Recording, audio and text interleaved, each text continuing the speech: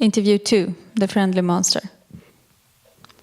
Tell me about the laboratory. I was born here. It's the first place I can remember.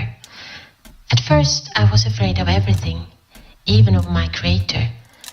The mad scientist was really mad back then, and not happy with how I turned out.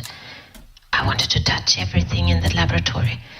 All the cogwheels, the power tower, all the levers and knobs were so fascinating to me. But mad scientist stopped me, luckily. I didn't know anything back then, and I guess I could have caused a disaster. There was a fight between us, and I ran off. By the time I returned to the laboratory, after a long time, I had learned to read and write. I could express and accept myself. I saw my place of birth in a completely new light. I wasn't scared anymore, and the mad scientist and I've now become the best of friends.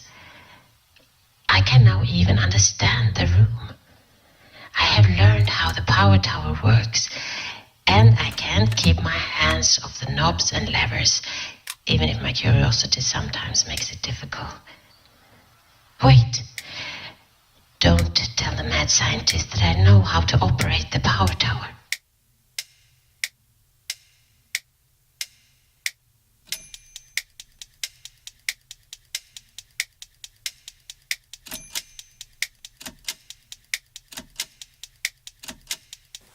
Interview 8, The Friendly Monster.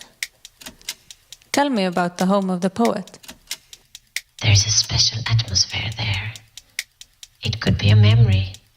I don't know how to explain it. The very first time I came to the home of the poet was just after I had run from the laboratory and the mad scientist. I was utterly terrified, but the gentle manner of the poet and the atmosphere of the home calmed me down. There was a familiarity about the home.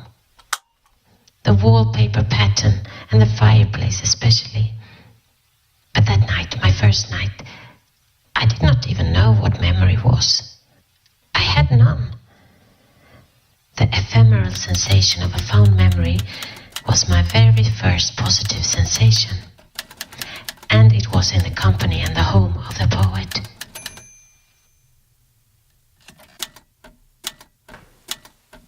Interview 6, The Poet. Tell me about the nature. Nature. Too catastrophical to endure, too magnificent to seize, too inscrutable to avoid. Everything spawns from nature, everything, all of us. It is us, and we are it. Its magnificence is evident in the sublime shapes of the mountains, the changes of the seasons, tempest and calm. The sight of the awful and majestic in nature, indeed, has always had the effect of solemnizing my mind and causing me to forget the passing cares of life. I know the mad scientist is longing to penetrate the secrets of nature. I don't. Nature should retain its secrets, just like you and me.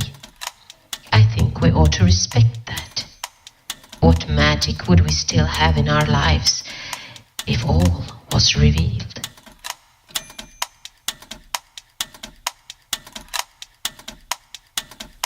Interview 10, The Mad Scientist. Tell me about the cemetery. To examine the cause of life, we must first have recourse to death. Life and death appear to me ideal bounds, which I should first break through and pour a torrent of light into our dark world. What place could be more ideal than the cemetery?